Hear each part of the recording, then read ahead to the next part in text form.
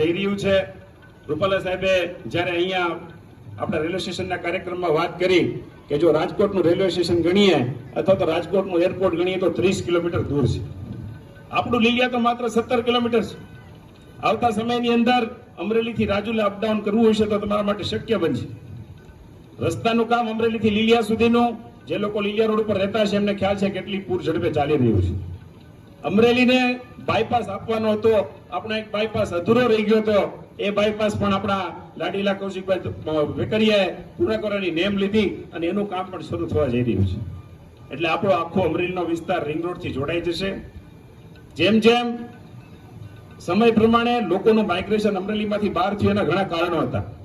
જ્યારે તમે સુરત, વડોદરા, રાજકોટનો ઇતિહાસ જોશો, તેના લોકોને મળશો ત્યારે ખ્યાલ આવશે કે વધુમાં વધુ લોકો લીલિયાથી સૌથી પહેલા સુરત ગયેલા. જે લોકો સુરતથી વાકેફ હશે એમને ખ્યાલ હશે શા માટે. ત્યારે લીલિયાની અંદર ઇન્ફ્રાસ્ટ્રક્ચરની કમી હતી, પીવાનું પાણી નહોતું. આજે કાળું ભારનું પાણી લીલિયા વિસ્તારમાં આવ્યું તો માઇગ્રેશન ઘટ્યું છે.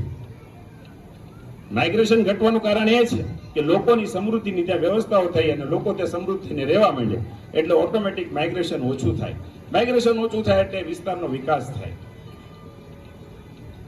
ભારત સરકારની અંદર આપણે કદાચ મોટે ખ્યાલ ન હોય પણ આખી વ્યવસ્થા વિચારશો તો દરેક ગ્રામ પંચાયત સુધી પહોંચવાની તમામ વ્યવસ્થાઓ હાલ અત્યારે થઈ ચૂકી છે. કોઈ ગ્રામ પંચાયત પોતે સક્રિય હોય કે ન હોય એ તો એ ગામના પરિચારિકા ઉપર આધાર રાખે, પણ સરકાર તરફથી પૂરી વ્યવસ્થા કરવામાં આવી છે કે દરેક ગ્રામ પંચાયતોને સાંકળી લેવાય.